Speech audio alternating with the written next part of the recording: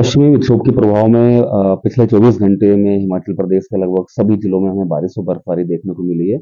Higher रीचेज़ में बर्फबारी भी देखने को मिली है, जिनमें से मुख्य रूप से अधिकतम बारिश जो है हमें सिरमौर जिले में लगभग 70 मिलीमीटर तक देखने को मिली है, जबकि चंबा जिले में 55 मिलीमीटर। वहीं पे हमारे जो अन्य जिले हैं मंडी, कुल्लू या निचले मैदानी इलाके, वहाँ पे भी लगभग हमें 35 से 45 मिलीमीटर की बारिश अनेक स्थानों पर देखने को मिली है।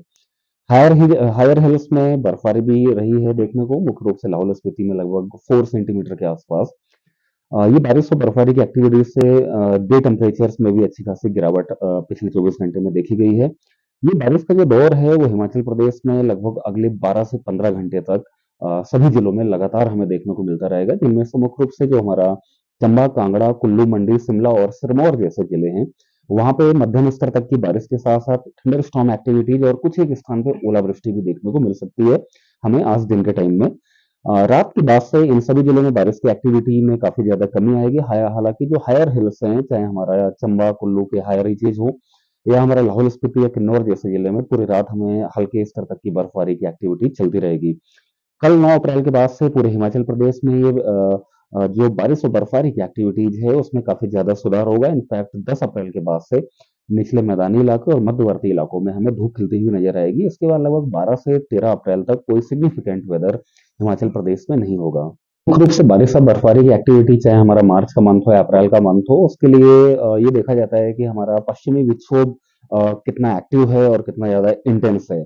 इस साल हमने देखा है कि हमें लगभग पिछले अराउंड 1 मंथ में बैक टू बैक पश्चिमी विक्षोभ हिमाचल प्रदेश की तरफ आते हुए दिखे हैं और लगभग सभी डब्ल्यूडी जो थे, वो काफ़ी ज़्यादा एक्टिव भी रहे हैं, जिसका प्रभाव पूरे हिमाचल प्रदेश में हमें लगातार देखने को मिल रहा है।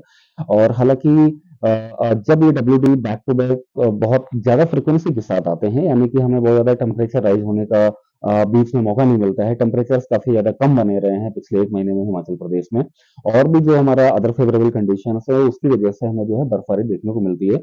तो इस साल भी ही अप्रैल के महीने में भी हमें हायर रीचेज़ में बर्फबारी देखने को मिली है, क्योंकि टेम्परेचर्स जो हैं, वो काफ़ी ज़्यादा लो बने हुए हैं और साथ ही डब्ल्यूडी जो है वो काफ़ी ज़्यादा एक्टिव है। हालाँकि ये जो डब्ल्यूडी है इसका असर जो है 24 घंटे के बाद समाप्त हो जाएगा। उसके बाद जो है अगले 1 हफ्ते तक कोई बहुत ज़्यादा एक्टिव डब्ल्यूडी हिमाचल प्रदेश में नहीं देखने को मिलेगा हमें। अब देखिए, ओलावृष्टि भी मुख्य रूप से जो हमारा प्री मानसून सीजन होता है, यानी कि जो हमारा मार्च से लेकर के मुख्य रूप से मई तक चलता है। ये जो हमारा मार्च, अप्रैल और मई का महीना होता है, ये काफ़ी ज़्यादा प्रोन होता है ओलावृष्टि को लेकर के। पूरे के पूरे हमारा चाहे वो नॉर्थ वेस्ट इंडिया हो, सेंट्रल इंडिया हो या हमारा ईस्ट इंडिया हो। इस सीजन में हमेशा ओलावृष्टि और थंडर स्टॉर्म एक्टिविटीज़ देखी जाती हैं।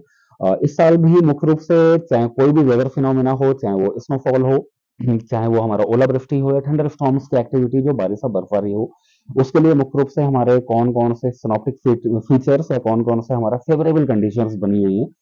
तो जैसा कि मैंने बताया कि इस साल जो है पिछले 1 महीने में जो पश्चिमी विक्षोभ हैं वो काफ़ी ज़्यादा एक्टिव बने रहे हैं और पश्चिमी विक्षोभ जो है बैक टू बैक देखे गए हैं। यानी कि लगभग हर 3 से 4 दिन में एक पश्चिमी विक्षोभ जो कि काफ़ी ज़्यादा एक्टिव भी है, हिमाचल प्रदेश की तरफ आता हुआ हमें दिखा है।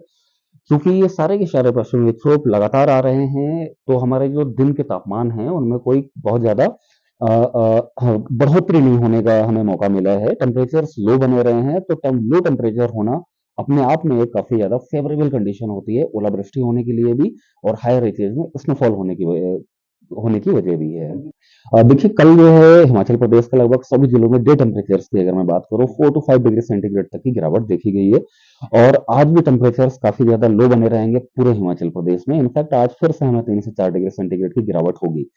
लेकिन कल के बाद से टेम्परेचर्स क्योंकि बारिश और बर्फबारी की एक्टिविटी कल दोपहर तक लगभग पूरी तरीके से समाप्त हो जाएगी। अधिकांश जिलों में टेम्परेचर्स हमें बढ़ते हुए नज़र आएँगे। तो कल जो है यानी कि 9 अप्रैल को 4 टू 6 डिग्री सेंटीग्रेड की टेम्परेचर्स हमें बढ़ते हुए दिखेंगे, मुख्य रूप से निचले मैदानी और मध्यवर्ती इलाकों में।